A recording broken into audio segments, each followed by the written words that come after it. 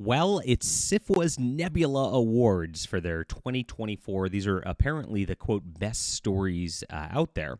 But if you know anything about SFWA, which is the Science Fiction Writers Association, the Science Fiction and Fantasy Writers Association, used to be the Science Fiction Writers of America, but they decided to virtue signal and change and become this like political activist organization. Even when they were announcing their Nebula Awards earlier this year, they did a video where their blue-haired president at this point goes up there and is like, "I'd like to apologize to all the indigenous peoples," and blah blah blah blah. I mean, it was so cringy. It was like, what does this have to do with science fiction writing? It's very, very weird stuff. And of course, everything that got nominated was very, very weird as well. I attempted to read one of the novelist finalists, and I don't even remember which one it was, Nebula Award finalists, earlier this year because I thought it looked all right. It was the only one I thought looked all right. How do I find the finalists? Here are the finalists. Okay, geez. Takes a second. I read Asunder, Kirsten Hall.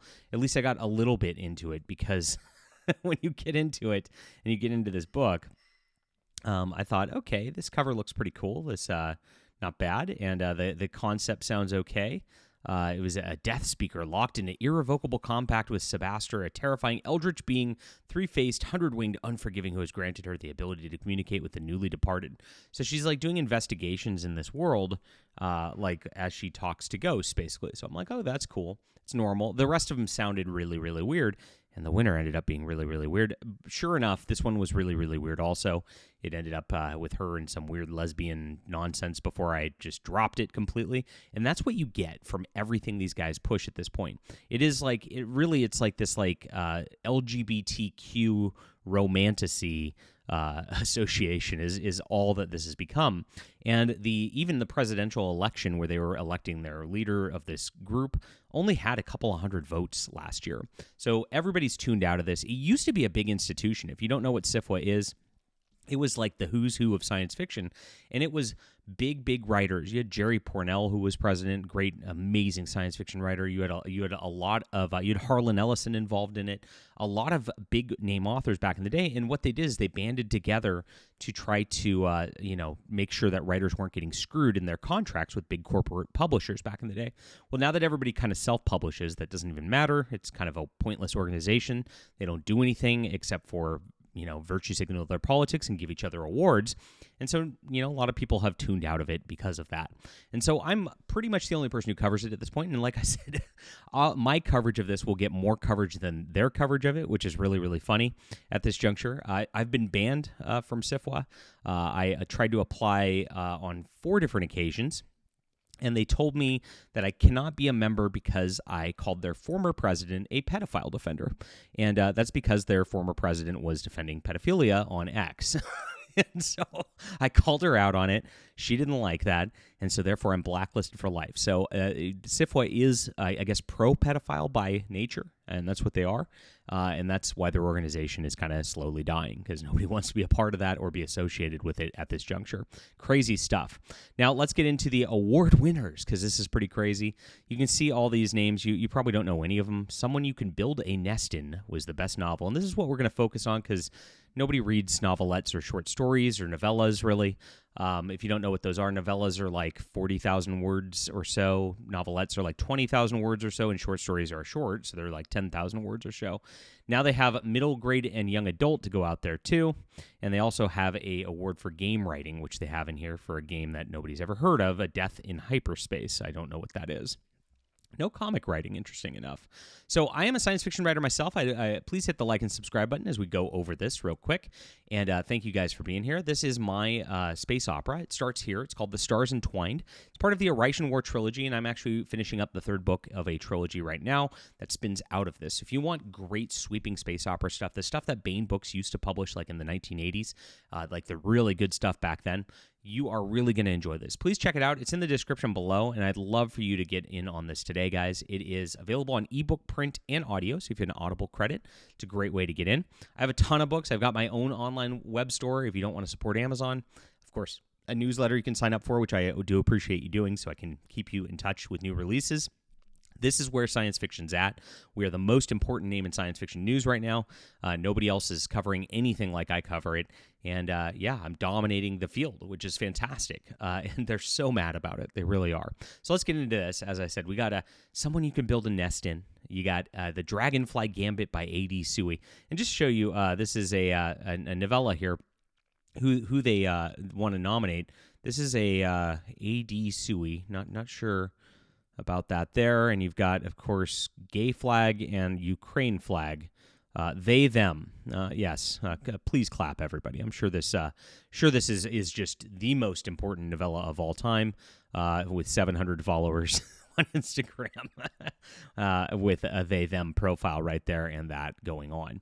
So you can see it's a political virtue signal a lot of the time with this stuff here. I want to look at the Young Necromancer's Guide to Ghosts real quick, because with young middle grade, young adult stuff, I want to see what kind of grooming they've got here, given that their former president was defending pedophiles. Maybe this is kind of weird. Lucy is a normal 12-year-old wizard, except for the part where she can talk to ghosts. So this is the same premise, literally the exact same premise as the novel I read that was nominated for Best Novel in Adult. It's like maybe they don't really have much else to it, do they? Talk to ghosts. Well, don't worry. The one that won Best Novels did have a different premise, and I'm going to show you what it is, and you're going to be like, uh-oh. So they think she's lost her mind. She's got a big sister, the only one who believes her, running away, blah, blah, blah. Connections to powerful wizards makes him more dangerous than Lucy initially realized. This is her. So her uncle's the bad guy. So that's going to be it, and she has to stop the adults. So you can see it's a very diverse and inclusive looking group here, right here. But I don't see anything. 14 ratings, 9 reviews. So literally nobody read this. Okay, cool. Oh boy, here's our author of this right here, Vanessa. Some nice hair you got there. Okay, well there you go. That's I don't know if I want that teaching my kids, but hey. Okay, so here is someone you could build a nest in. This is the big one, the novel award winner, and this one does have a few reviews to it. It's got a bunch, 11,000 ratings. Okay, so this one actually sold, which is interesting. But then you get into it, and it is the same romantasy nonsense, degeneracy that you see everywhere else.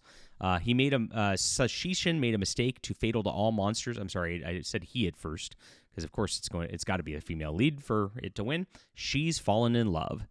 Here we go. Sashishin is a shapeshifter. Oh no, it's shifter romance. Oh boy, who happily resides as an amorphous lump at the bottom of a ruined manor. So this is a transgender allegory immediately. She's a amorphous, non-binary they them. Okay, when her rest is interrupted by hunters intent on murdering her, she constructs a body from the remains of past meals, a metal chain, borrowed bones. So she is a monster. The hunters chase her out of her home, badly hurt. She's found and nursed back to health by Homily, a warm-hearted woman. Oh no, it's a lesbian they-them romance porn. That's what SFWA says is the best science fiction and fantasy novel of 2024. You can't make this up.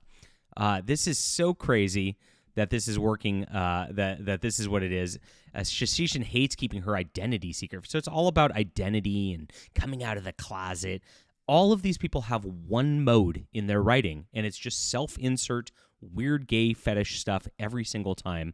And that's it. And so this is, quote, the best novel of 2024 right here. Wow. Yikes on every single level. This is the creepiest thing, and it's creepy because it is just weird groomer fiction, of course.